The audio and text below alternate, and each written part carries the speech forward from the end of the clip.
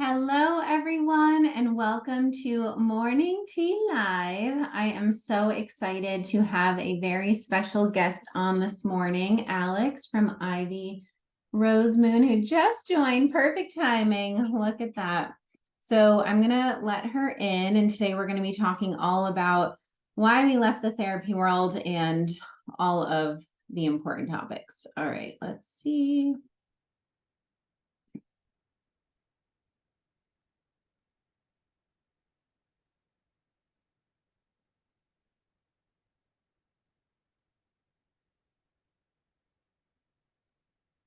There we Hi, go. Rachel. Hello, how are you? I'm good. How are you? It's so nice to finally connect. I Live. know. This has been like a long time in the making. It sure has. Yeah. Oh, I'm so grateful to have you on Morning Tea and just be chatting today. Likewise, I'm so Yeah. happy to be here. Thank you so much for having me. Yeah, of course. Thanks for being here. So I thought we could start with a little grounding and then, or maybe first, if you want to just, let's see, what order? Let's do grounding, then we'll do introductions, and then we can dive in. How does that sound? Beautiful. Okay, perfect. So if we want to just set up nice and tall, closing off the eyes, and let's start by just taking a big deep breath in, just settling into this space. And exhale. And just noticing how our breath feels in this present moment. Noticing any sounds or distractions in your environment. Noticing any thoughts coming up. And as each thought comes up, we're just going to imagine placing it on a cloud in the sky, watching it float away, knowing we can always come back to it if you need to, and then coming back to the breath.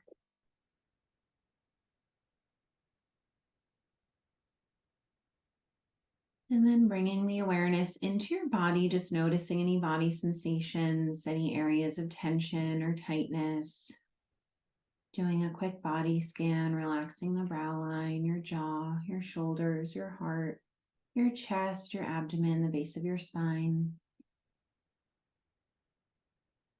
Noticing any tension in your legs or toes or fingers or arms. And just sending an intentional breath into any part of the body that needs it most.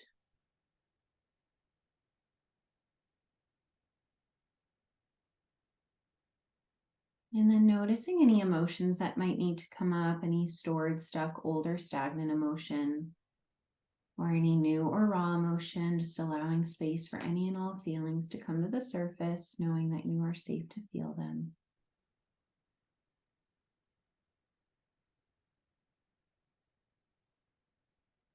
And then noticing any resistance to being in the body or to slowing down, noticing the mind wanting to pull you out of the body with thoughts. And just deepening the breath to get back in, showing your nervous system you are safe to just be still in this moment.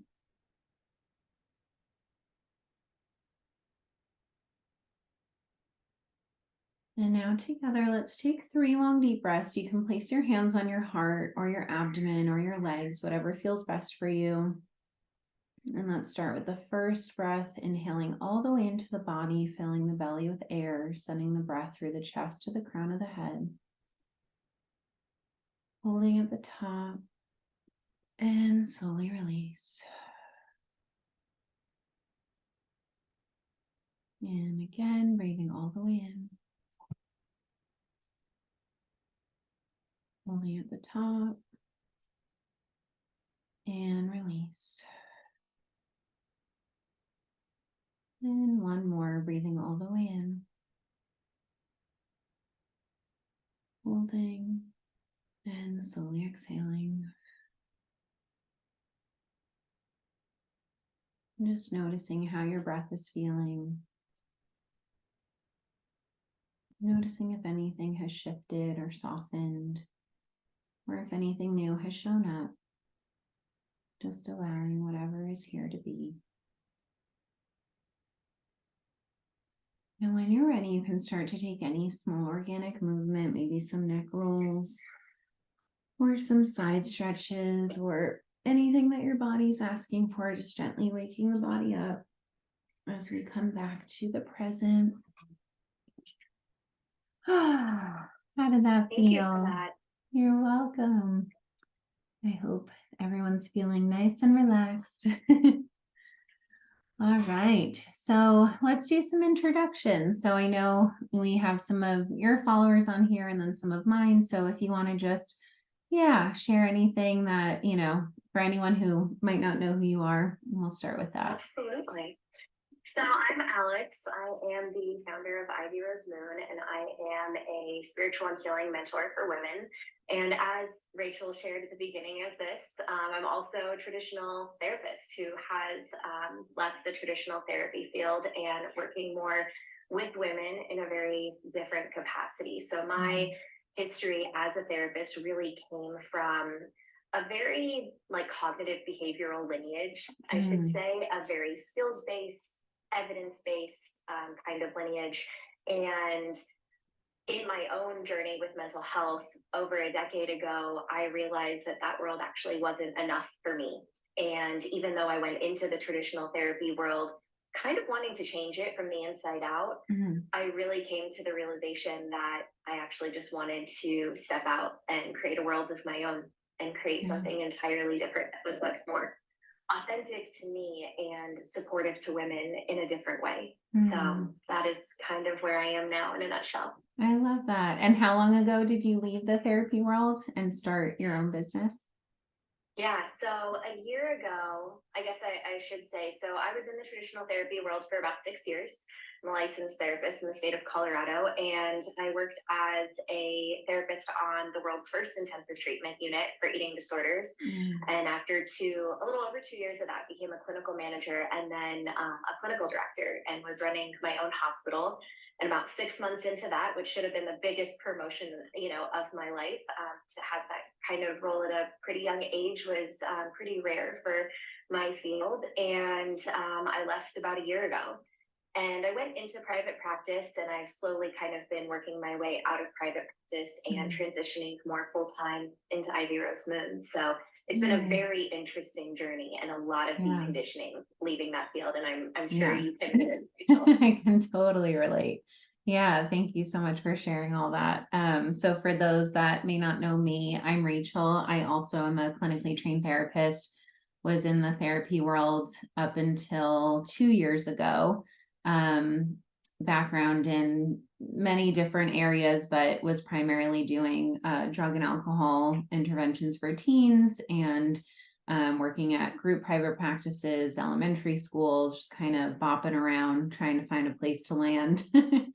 And then my most recent job after I moved from New York to California was at a DBT center. And I felt like that was the closest thing of like, ooh, we're getting warmer. Like something about this feels more resonant, but something about it was still not resonant. And so it truly felt like just all those different experiences were leading me up to discovering I had no idea that the online coaching healing world even existed. I didn't know it was an option to like leave and do my own thing. I thought that I had to wait to get my final license because I had gotten my first level of licensure in New York and then was submitting paperwork for my final licensure. And I was like, this is the only way that I can do it. And I had no idea that I actually didn't need to go through with licensure or any of that. And I could just do my own thing. And I was like, wow, why didn't I learn about this sooner?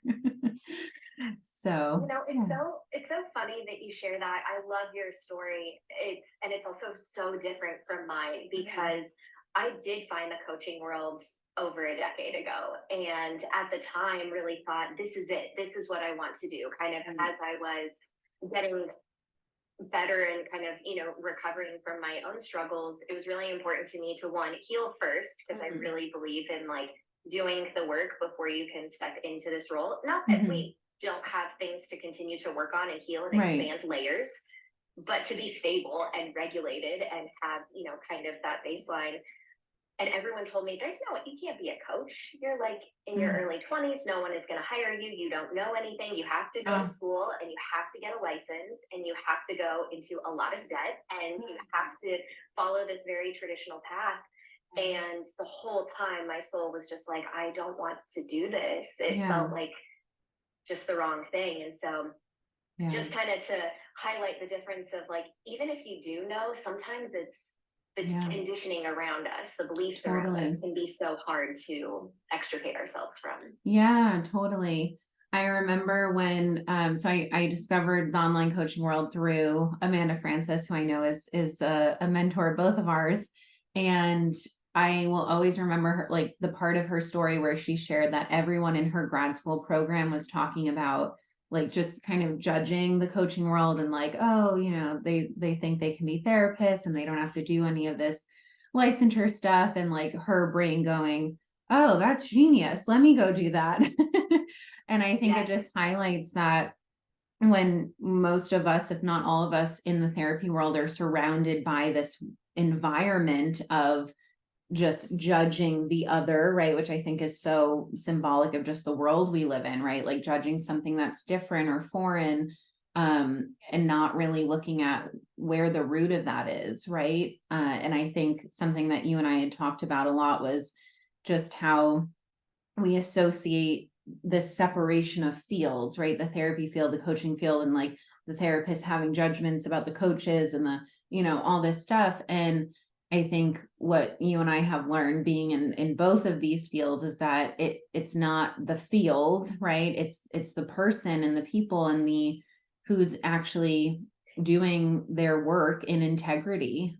Because as you and I have both experienced, there are unethical therapists in the therapy world and there are unethical coaches in the coaching world. And so I think it's more important to, yes, look at the, you know, the whole system as a whole, because there's a lot there's a lot that can be improved. But then also really, yeah, just holding the actual individual responsible and accountable, because someone like you and I who have been in that therapy world and this kind of responsibility that comes with licensure and all of that. And then for me, it was really releasing a lot of that need for that of like, oh, is it ethical to help people without having this paper, these letters behind my name? And for me, that was a big, you know, for those that don't know, I chose to not get licensed. I still have my license in New York, but that will expire at some point because I didn't get the final one, and I burned all my papers and I like fully committed to this business, Rachel Kelly Coaching. And I think, yeah, for me, it was really trusting myself and not listening to this outside external system of saying, like, you need this to be ethical. Because as we both know, there are plenty of people who have that thing, right? Who are still not ethical. And just holding ourselves more responsible as individuals to act in integrity and practice with integrity. So, yeah, I just wanted to speak on that a little because I know you and I have both experienced that a lot.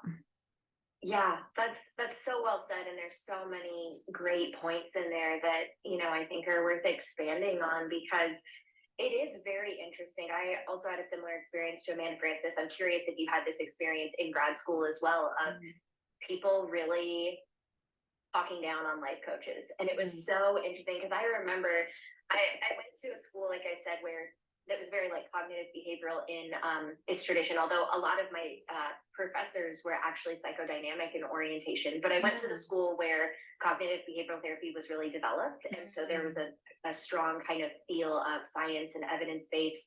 And so many people in my class were like, I didn't go to school to become a life coach. Like, life coaches don't know anything. They're all unethical. They paint with a lot of broad brushes. Right. And it was funny sitting there because I was secretly like, damn, I wish that's what I could do. I wish Yeah. that's what I could do. But I also had so much stock in this piece of paper and the credentials and the letters after my name, and believing people around me who told me, you're not going to be taken seriously if you don't have this. Right. And the truth is, to some people, I wouldn't have been taken seriously. Right. Some people really value that. Yeah. But to others, it's really the life experience, like you said, the integrity, the knowledge, the wisdom, our own healing that matters more. Yeah. And I had an interesting experience. I kind of alluded to my own mental health struggles. For those who might be new to my story, I struggled with really severe depression and an eating disorder in my late teens and early 20s. And ended up having a near death experience where that completely transformed my life. And I had to, after that, I decided to leave behind all of the traditional therapeutic methods that I had been trying to no avail for years. Treatment centers, medication, traditional therapists. I got off all of my meds safely. Please, for the love of God, don't just stop your meds. Right. Safely. Safely is the key word. And started working with a spiritual healer, and everyone thought I was bonkers. They thought I had really lost my mind. And I got better. And that was the only way that I could have gotten better. Which to me said, it's not about evidence-based versus the spiritual world or other healing modalities. Again, it's about the integrity. It's about being clear about what we have to offer and what we can't, and not assuming that we're necessarily the right fit for anyone as a coach, as a therapist, as a healer, whatever capacity we're working in. And I think really, just like you said, being in integrity with ourselves and also just exploring the other modalities that are out there, because what I found is that for some, but not all of the women that I've worked with over the years as a therapist, what we call mental illness isn't actually mental illness. The depression, the anxiety, these are more existential issues. They're things that come from not following our soul's work. They come from a dysregulated, nervous system, attachment wounding, like all sorts of other things. And when we heal that root or address that root, the symptoms then tend to dissipate. And in traditional therapy, we focus very much on the symptoms, and then that helps someone typically for a little bit. And then things come back and we're like, oh, this person's really sick. They keep relapsing. But really, it's a failure on the system for not addressing the root cause. Could not have said that better myself, like 1,000%. I mean, the amount of times that I have witnessed just, like my former therapy clients just, we're going to have to prescribe a different med or another med, or, maybe send them off to it. It feels like it's like herding cats. It's like, let's go try this thing and then send them to this place. And, it's all focused on like how this person is presenting on paper rather than, and at least in my experience, I don't know if you experience this at all, but in my experience in the therapy world, like the actual therapist who was working with the client and the actual clinician was not in this position of power to make decisions around the client with the client. It was oftentimes my director or the psychiatrist on staff that were making these ultimate decisions, which I found really problematic because they're not the ones working with the client. And so I would speak up in these, team meetings of like, I actually don't think that's what's best for this person. Or like, sometimes they would say like, basically like ending our treatment together of like, oh yeah, like time's up, we're going to send him. And I'm like, whoa. I'm the one working with this person. Let's actually talk about it. And it feels very powerless of like, you don't have a voice in it, no matter how hard you're trying to advocate for your clients. And so I think that's just one important part to highlight, but it's really just, like you said, this overall system of not addressing what's actually happening and continuing to put band-aids and band-aids and band-aids. And then people are like, well, why are they still relapsing? Or why are they, and it's just like reinforcing this, this sickness that perpetuates in our society of like normalizing these things. I think about Gabor Mate's book, The Myth of Normal, like normalizing these things that people just assume are human things, right? And like, yes, to some extent, going through anxiety, depression, like addiction, the whole 9 yards, 1,000% are human experiences, and we're not meant to live that way, right? So that's the missing piece, is like, we can normalize it to release shame and stigma around mental health and normalize like, yes, we are all human. We all have these symptoms. We all have these, struggles, and they might show up differently person to person, but we all have something, right? and we're not actually meant to live that way. And I think our society does such a disservice of normalizing this like perpetuating it, right? Of like, oh yeah, you can just be depressed forever, but it's fine because we have antidepressants and great, you're set for life. And it's like, but what if you didn't have to live with depression anymore? Like, what if we can actually get to the root of why that's even there to begin with?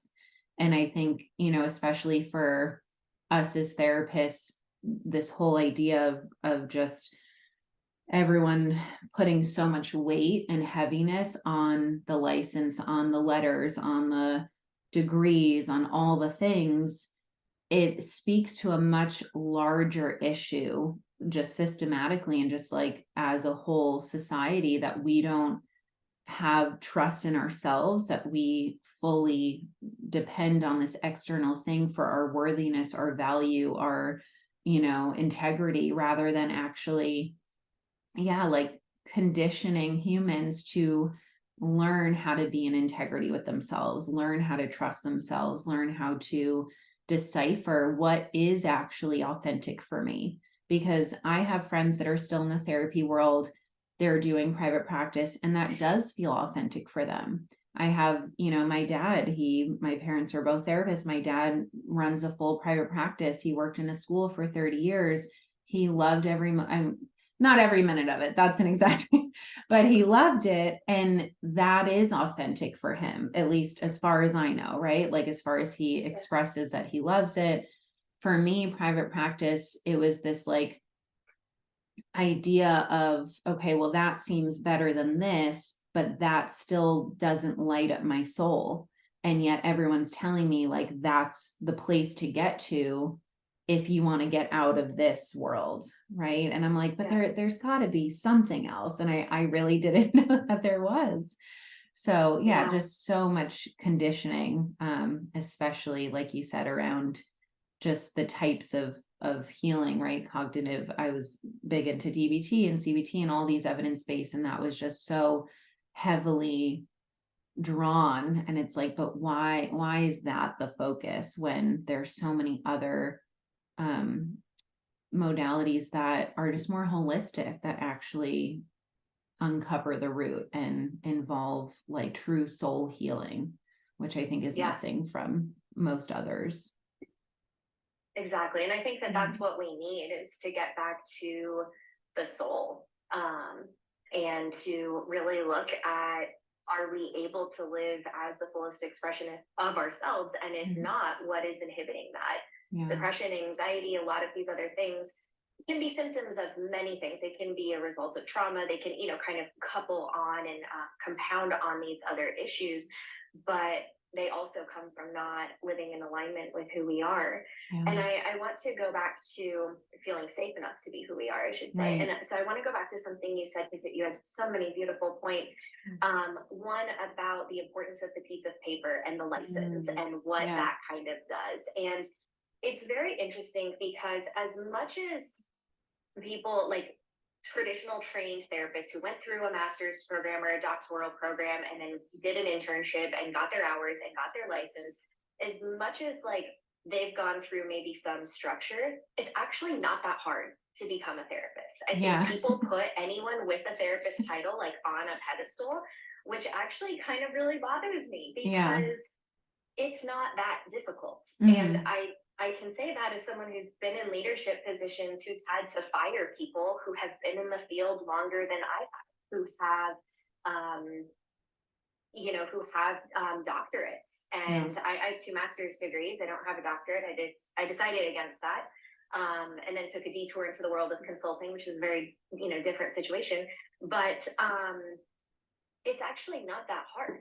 And it's harder to do the work yourself and to stand, like we keep coming back to this word integrity. It's harder to come back to your integrity and to just operating from an authentic, regulated place, and there are so many therapists, I'll speak specifically to therapists, but this applies to coaches as well, because we're all human, who come from a place of dysregulation. Yeah. And when you haven't done your own work, the danger in that is projecting onto your clients Right. and not being able to piece out what belongs to them versus what belongs to me. Mm-hmm. And that is the biggest disservice I think that we can do to our clients, because we lead them down these paths that aren't authentic to them, that aren't really looking from their perspective. And so when you do this work, you're able to separate what's my reaction versus what do I see coming from them.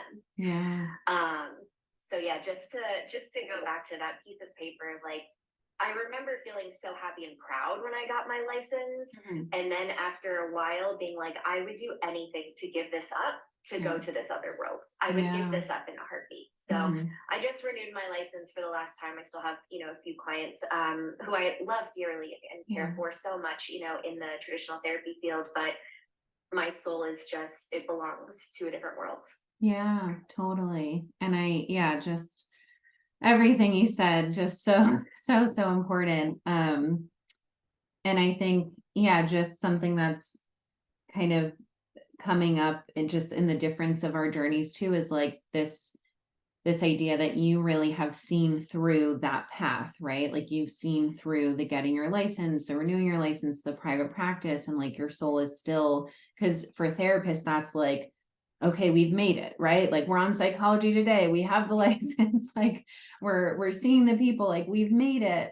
And then you get to this place of like, I've made it, and your soul is still like, oh wait, but this doesn't feel right. This doesn't feel aligned.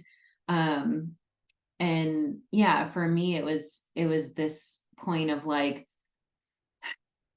all I had to do was take my last test, and then I would have had my full license. And, I submitted my hours, like I did all the things. And even just the idea of spending time, because at this point I had already started my business and I didn't know what that was going to look like in terms of, okay, I'll just do both, or I'll, even in my business coaching program, they were teaching us how to separate it, of like, you have your coaching and you have your therapy, and the work that I was doing on myself, it didn't fit into either of those. And so I was like, I don't even know how I would separate this.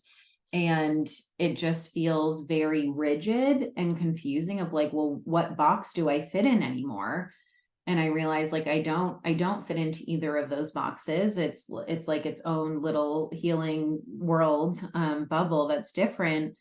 And so at this point, because I had already gotten a taste of this world of doing my own thing and really focusing on my own healing rather than focusing on like counting all of these like very like subjective hours that like, some people would approve and other people wouldn't. Like it's all just, it all feels like this made up game of like some board game where it's like someone's like, yeah, these count and these don't, and we put so much weight in it. And it's like, it's exactly what you said. The more important focus is, are you actually doing the work on yourself? Because I could sit here and count hours all day, but if I'm not actually taking care of my own nervous system, all of those papers and hours, they're not actually going to do my clients any good.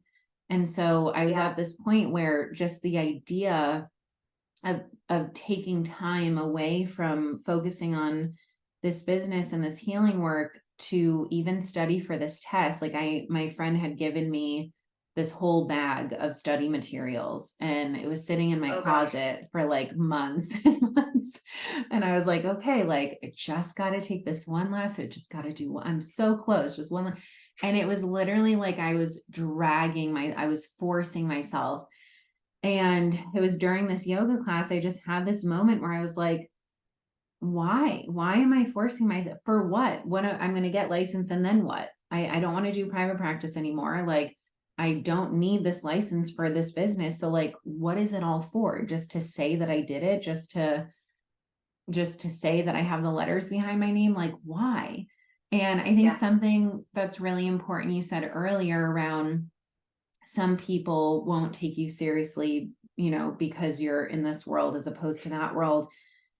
And that was something that I worried about too, of like, oh, will people, be looking for the license, da, da, da.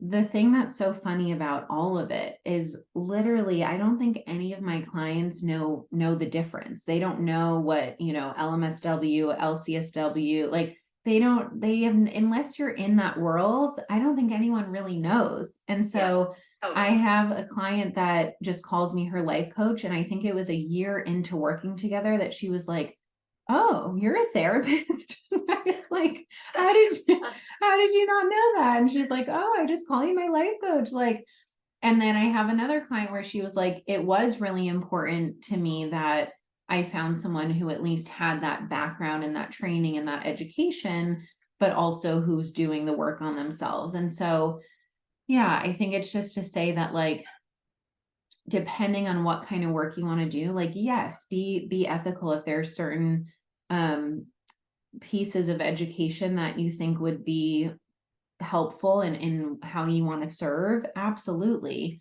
I think it's I think it's just understanding that that education or that life experience or whatever it is that you're using to then serve your people, it's like that is still so valuable even without this, what we envision as like that cherry on top license. um and even if you do decide, like, you decided to get your license, like, even if you do, it's, I think, again, it's just not, like you said, putting it on the pedestal and really just remembering, like, we internally have everything we need, and trusting what feels aligned to do or to get or not to get, and just being able to have that discernment rather than, like, for me, it was looking around and seeing all of my friends getting their license and being like, "Oh shit, like maybe I should do it too." And it's like just having the courage to do what actually feels authentic. And like you said, most people don't even feel safe to to know what that is, let alone act on that. And that's why, healing our nervous systems and doing this work, this soul level work, is just the most important. Yeah.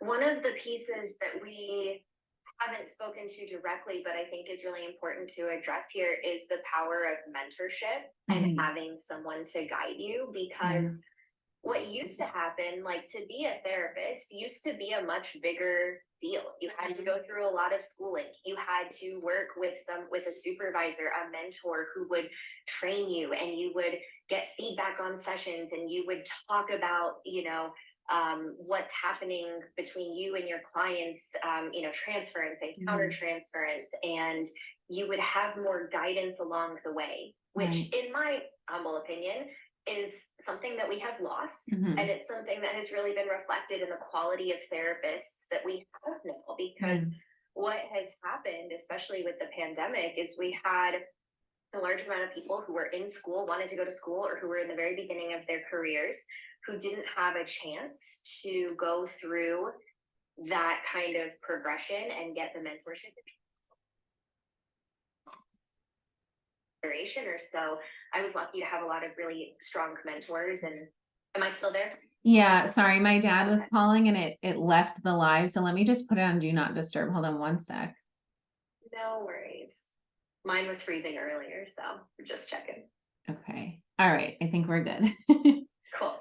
Um, yeah, I kind of, my brain just was scatterbrained and lost track of what I was saying. Oh yes, so mentorship and having, guidance and supervision, and that's been lost in Mhm. programs and in places where people are technically getting supervision. They have to meet, for a certain amount of hours with the supervisor. But when we don't have quality supervisors, quality mentors training a lineage of therapists, we end up with people who I've seen more and more frequently as someone who did a lot of hiring. In my last role as a clinical director, I was running a 127 bed hospital with hundreds of Mm, employees. And so I saw this very frequently with yeah. our younger therapists. Um, and they just kind of did whatever they thought was right. But that's very different from having like done your own work and Mhm. been mentored by someone and then Right. acting from there, because there's Yeah. such a high risk of acting from a place of dysregulation and attachment woundings. And I think it comes from a good place. People want to help, Mhm. but the experience is very different. So I've actually seen a lot of people work with therapists who should not have been therapists, or shouldn't Totally. have gotten a license, or shouldn't have been in those positions, and we're harmed by that. And the same can Yeah. go for coaches too. Like I said, without the regulation, that is a risk, but I also don't think that the world of coaching should be regulated. You were Right. talking about the different, like, not fitting into a box of either Right. therapy or coaching. I personally am grateful that we have so many boxes, Mm-hmm. and I'm grateful that more and more people are creating them. And I Yeah. think it is up to us as recipients and consumers of these services to really like make sure that we are in alignment with the person we're working with, that we Yeah. know what their modality is, Right. and we know how they operate, and that you're working with someone that has something that you want for yourself, Mm-hmm. instead of like, oh, this person tells me that I have to work with them and that I'm missing out if I don't. Like, that's Right. icky, that's gross. Like, Yeah. that is Bad. not what we Run. are about. Run. Yeah, that's big red flag. Yeah, I think you nailed it. It's like exactly what you said of is this person actually doing the work that I want to do? Are they living and feeling the way that I want to live and feel? And I think what you spoke about in terms of mentorship or lack thereof in the therapy world, I'll never forget. I had two really incredible internships during grad school, like lucked out big time, especially compared to some of my other peers. And my second year, I was at a college counseling center, and my mentor and my supervisor, who I absolutely loved, and he was truly the epitome of a mentor, like including me on, all of the training and the learning that he was doing, and just using any moment as like a teaching moment. And it really was the first place, like I learned more in that internship about trauma and attachment wounding and all of that than I ever did in an actual class, because our classes were more focused on narrative therapy, CBT, all these different evidence-based treatments. And I remember he told me during one supervision, he was like, I want to really prepare you for what the real field is like out there, because the way that you and I have this hour-long supervision and really talking about your clients and like really in depth and like um getting into all of that, he was like, you're not going to necessarily have that at least to the same extent. And he was like, you're probably going to have to just pick, your top two things that you need support on, because you'll have like a quick 15 or 30 minutes and then your supervisor's going to have to leave. So, he's telling me all this and I'm like, oh boy, okay. And I get into my first job out of grad school. I had zero, like 0% supervision. It was this program that no longer is in existence for very good reason, but our supervisor was not on site, and so she wasn't actually seeing like what we were experiencing. And anyway, it was a whole big mess. And even just like jobs after that, the supervision was, yeah, it was really just about like, okay, when are your treatment plans due? Or like, it was all paperwork, it was all timing, it was all like, you know, adding more clients to the caseload. There wasn't space to just slow down and actually learn and process and like, yeah, really, really just what it was meant to be, right? And I think if I were to look back at supervisors and how their nervous systems were, I mean, whew, yeah, just not people that I would look at and be like, oh, I want my nervous system to feel like their nervous system. Like it was very clear that everyone was just operating in this survival mode, go, go, go, all about the billing and the numbers and the, turnovers. Like it was just like a hustle culture within this environment that's supposed to be healing. And it wasn't healing at all. Like, I would do what was in my power to create some of that energy. Like the first time I ever had my own office, because I didn't have that in a lot of my jobs, like creating that energy that I wanted in my office. But in terms of as soon as I would leave that office and then just, it was like a friggin' circus. And I'm like, this is supposed to be healing people? Like, no, this is the Yeah. opposite of that. So yeah, I think, the mentorship that I received in grad school was so much the exception to anything that I had experienced when I was actually in the field. And I think exactly like you said of because we don't have that, then these newer therapists or these younger therapists or even the seasoned therapists are going in and projecting their shit and not understanding what's theirs and what's not theirs.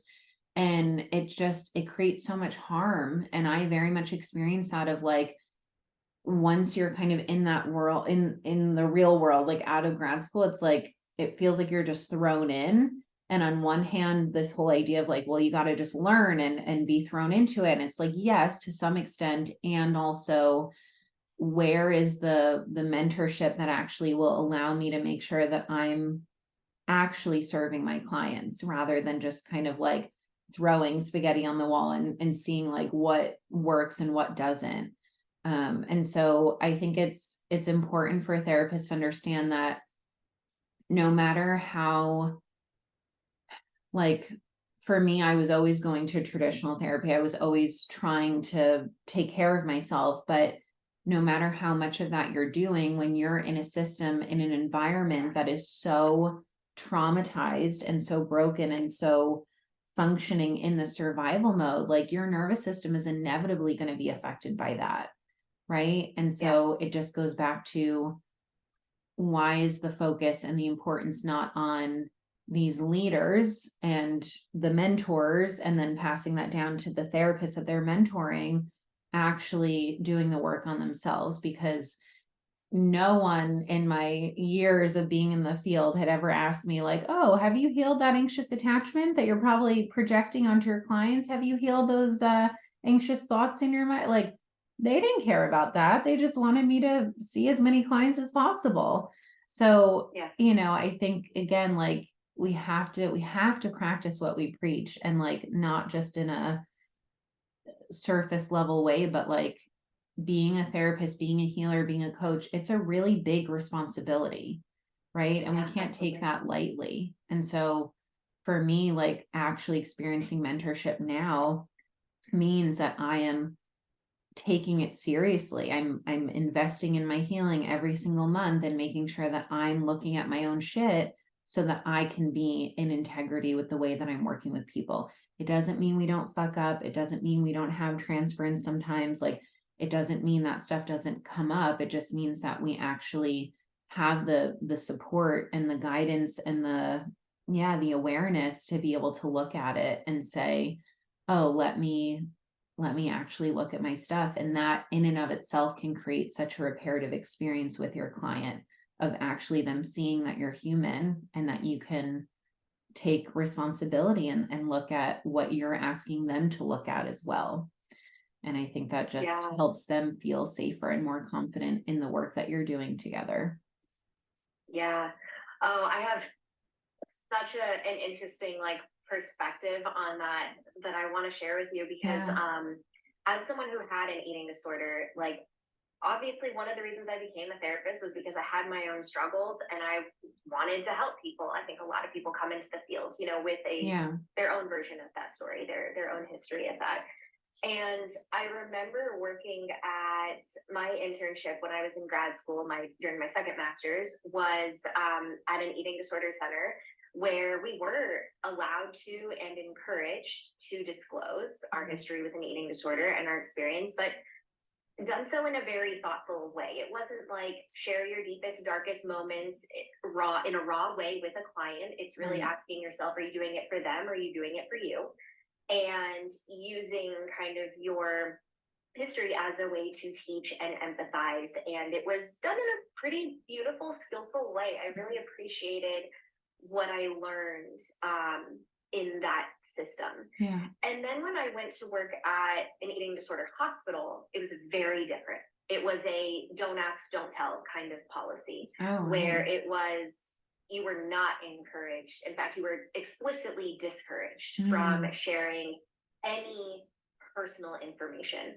Wow. And when I worked in a very interesting setting where we were the only facility in Colorado and one of only a handful in the whole country that were able to hold patients involuntarily, patients who were so gravely disabled and so ill that they needed treatment, and they needed a court order in order to be there, which was a really hard thing to do. It was really hard working with people who didn't want to get better, and were legally not allowed to leave. But it was really fascinating because in that time that I was in that second system, in the hospital system, instead of seeing my history of being recovered, like fully recovered from an eating disorder and body image issues, instead of seeing that as an asset, I became really shameful of it, to be honest with you. And I had to do a lot of deconditioning in the last year once I left, to figure out why was that the case. And it was because I worked in a toxic system where behind closed doors, unkind things were said about patients, where there was this belief that if you had gone through it, there is no safe or ethical way to share it with a client. And it was really hard because I would have people ask me, you know, have you ever had an eating disorder? Have you ever had experience with this? And I would have to kind of skillfully navigate my way around it, where I wouldn't say yes and I wouldn't say no, but I'd have to ask them well, what would it mean to you if I did or if I didn't, and would that prevent my ability to help you? But I would often have clients be like, how do you know exactly what I'm thinking? Like, how do you know exactly what this is like? And I so badly wanted to say, because I've been there, and I don't understand exactly 100% what it's like for you and your life circumstance, but I get it enough, you know? And going into private practice, at least for this last year, was healing in some ways, because most of my clients were like, I came to you because in your bio it said you were recovered from an eating disorder, and like all of your other accomplishments were nice and everything, like good for you, but this is why I wanted to work with you. And that's the power of, I think, being in a healing position where you've done your work, you can stand in integrity and say, I've committed to doing this so that I can show up authentically, but so that I can also separate my experience from yours and not use you to feed my ego or to use you to validate me and my unhealed shit. Totally. Yeah, totally. I mean, I'm just curious, like, did they say why they didn't want you to share with your clients that you had recovered?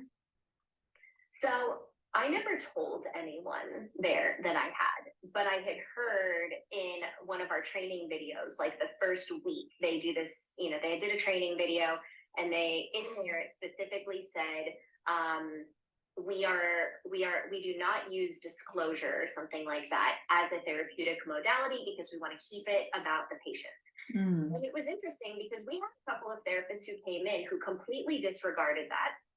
And they were, and the reason why this is a very nuanced thing is that those people were also not fully, they weren't fully recovered themselves. So they would talk a lot about their experience with their clients, or with their patients. We use the term patients because it was a hospital, with their patients. And it was actually more damaging than helpful, because those people would miss a lot of work. They wouldn't be consistent. They would be really kind of dysregulated themselves. They would be very reactive. They couldn't hold solid boundaries. They couldn't, you know, create a safe place for their patients. And so that's where it gets tricky. That's where it's more about the individual than it is the, you know, whether they have a license or not, whether they have a master's degree or a PhD, whether they're an LPC or an LCSW or an LMFT or whatever it might be. But the system that I was in was very much. Oh, did I lose you? Oh, you froze. Oh no. Okay. It's doing the circle thing.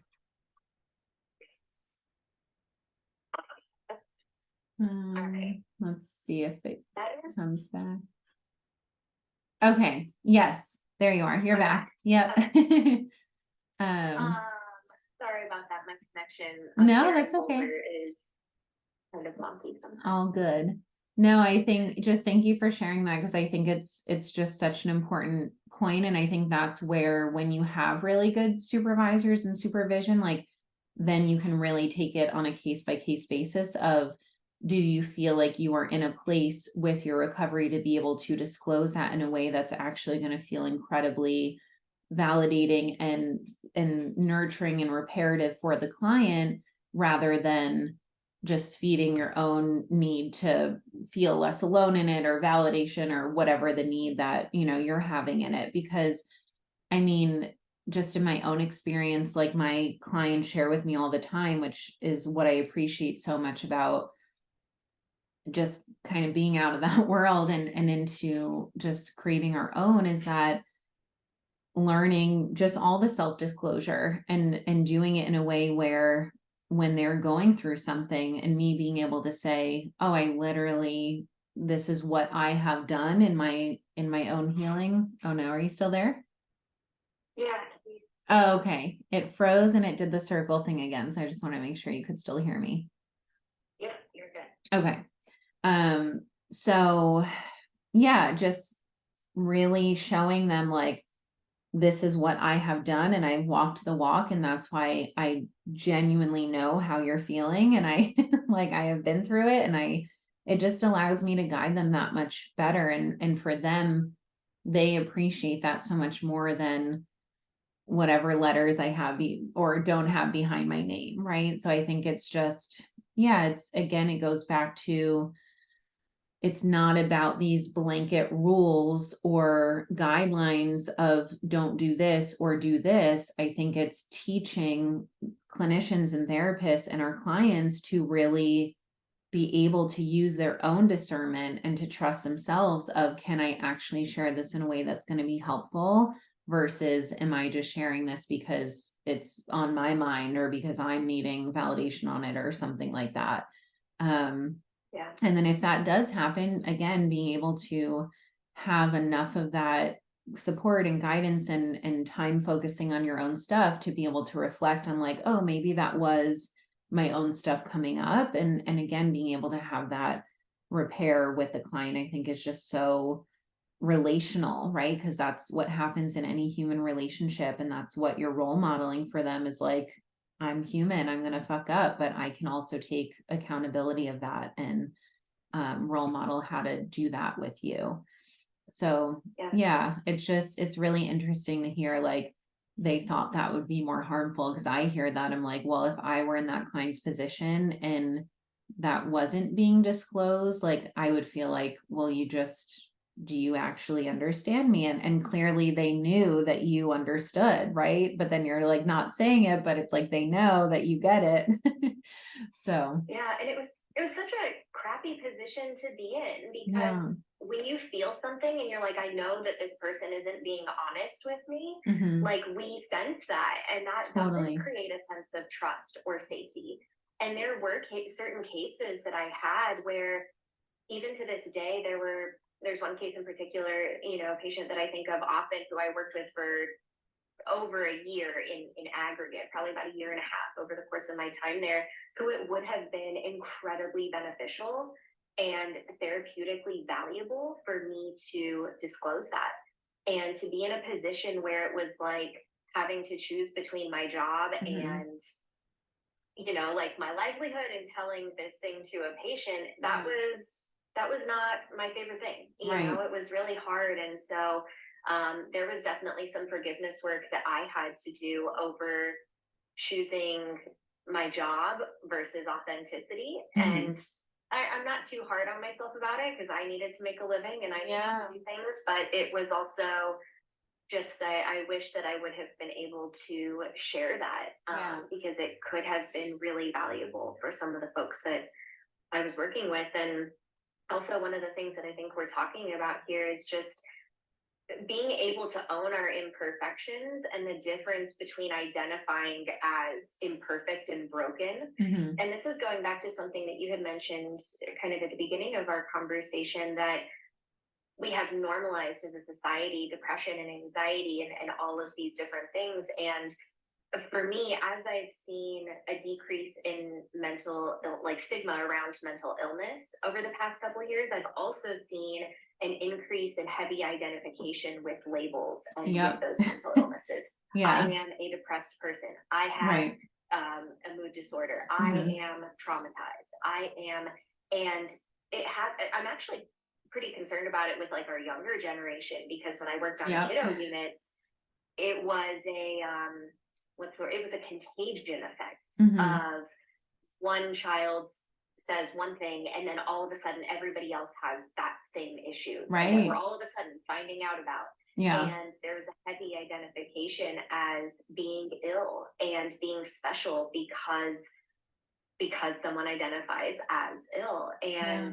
I think we are both in the business of, even though the healing work that we do is, a little bit different, I think we're both in the business of helping people understand that actually, you're not broken. And there might have been parts of your past that need healing and parts of you that need healing and tending to, but we are not in the business of staying in the healing world forever. We're really very much, as our mentor, the ROK says, Yeah. like expanding, healing Yeah. and expanding, and Right. moving into those higher iterations of ourselves, as opposed to staying sick and stuck and Yeah. calling that life and calling that normal. Yeah. Oh, I'm so glad that you brought that up because I think it's such a important representation of just those extremes that we go to, which is a form of dysregulation, right? Just like in a on a whole societal level of either we're stigmatizing all of it and like we don't talk about this, or oh, now we're not stigmatizing at all, and so we're just going to attach onto all these labels and then use them to get our needs met, right? Because especially with children, like that's a wound. The special wound that I've had to work through personally myself was because I was sick as a kid. I got attention for that. I was made to feel special for that, and so then I have this special wound. And it's the same thing with like, think about teenagers who are, talking about their ADHD and their depression and their all the things.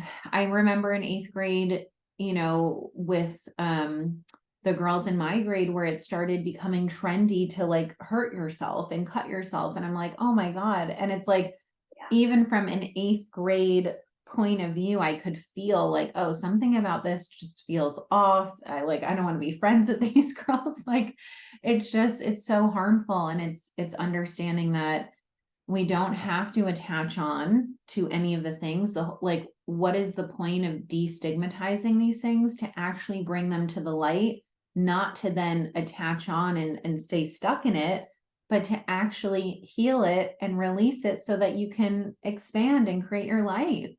So yeah, I think it's just such an important part. And we really have to look at why that's being done, right? Like, again, going back to the root of if kids are being conditioned to attach onto that, and not just kids, like adults do it all the damn time. What is the need that's being met, right? Like, how does it serve them in some way? And how can we look at that within ourselves and say, we don't actually need to be, for me, it's like, I don't need to be sick to be special. I can be special just because I am who I am. And it's conditioning everyone to think that way, where it's not your sickness or your anxiety or your thing that makes you this special person. It's just like you are enough. You are special literally without all of that.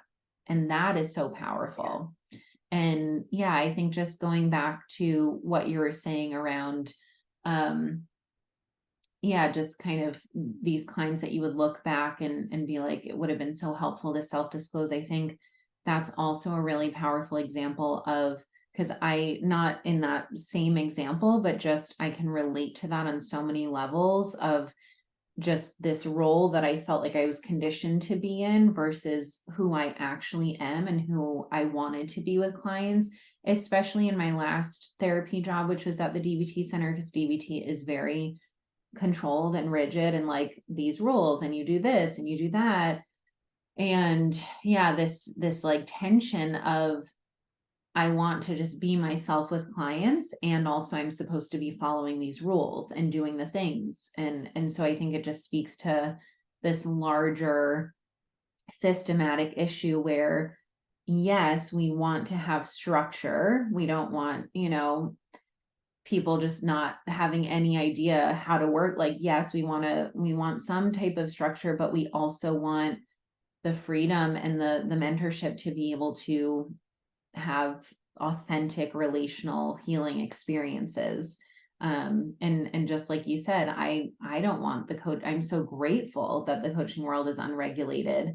And again, that then leaves it up to the individual person to take responsibility and not hold that lightly, to hire the mentor, to make sure you're seeking support, to make sure that you have someone holding up a mirror to you and being like, what's going on here? Because it's, yeah, this work can bring up a lot. So yeah, I think Absolutely. it's just a combination of all of that. But yeah, just I'm very grateful for it, because as we both have experienced, I think better to err on the side of this, and like needing to trust ourselves to hold that, versus feeling restricted and like you were put in that position of, do I choose my job or my authenticity? And it's like we should never be put Yeah. in that position. Yeah, yeah, absolutely. Yeah. Amen. And I think that's one of the reasons that I'm, like you said, also very grateful for the coaching field, and grateful that it's not regulated. And again, it takes a lot of personal accountability and responsibility Mhm. to hold that position, and to practice ethically, even in this capacity. But it also allows for more freedom, more soul Yeah. work, more, like you said, relational healing in a way that can't always be done or won't always be done effectively in the Yeah. traditional therapy field. And for me, God, just like kind of stepping away from all the CBT and DBT, Oh, like an act, like the skills are great, but I am yeah. so tired of that, because it is such a band-aid. Such a And what I band-aid. really love is working with people who, you know, kind of come to see that they're, at least for the group of clients that I take on, their depression, their anxiety, isn't some kind of biochemical, imbalance. It really comes from them living a life that's inauthentic Yeah. and not feeling that they can be themselves, having unhealed trauma. And when Mhm. you get to that and you find that freedom, Mm, life just is completely different. It's totally. so different. And I feel like I've seen more people experience that freedom and differentness in this world than I really ever did in the traditional therapy field, if I'm Totally. being totally honest. Yeah, because I think it's set up for that, right? Like this world is literally created for anyone, no matter what your experience, your education, for anyone to come in and say, oh, I have this gift to offer. I have this medicine, this wisdom, whatever it is, we all have something to offer. And being able to just have this like pure freedom to create offers that can serve people that you want to serve, like you don't find that freedom anywhere else. It's truly Yeah, incredible. And again, that comes with this higher level of responsibility, because you don't have the supervisor on top of you. Not really like I had that in the therapy world either. I was very much like just trusted to kind of do whatever, and if you need me, I'm here type of thing. But yeah, you don't have this like regulated board or these rules going into it, which can also feel overwhelming, because for someone who's just starting an online business and you go into it and you're like, where do I even begin? Right? Like, oh, what do I actually want this to look like? Like for me, I was very much coming from the therapy world, where I was still basically doing therapy without calling it that, because I wasn't technically in the therapist role anymore. But then I was being trained that coaching is, looks like this. And so again, it was just this very in between spot where I was like, I have no idea what this is going to look like, but I'm just going to start somewhere and then just trust that, I'll get clearer and clearer. And that came from me doing my own work on myself. That clarity came through.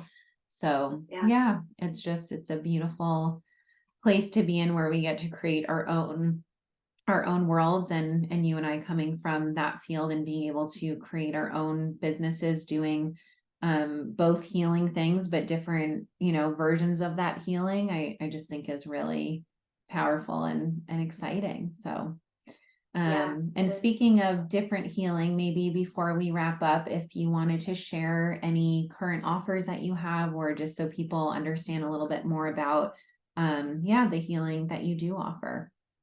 Yeah, absolutely. Thank you. So, Yeah. the type of healing work that I do is more along the lines of depth psychology, archetypal psychology, ancient wisdom, goddess energy. That's really the world that I love to play in and that I found the most healing.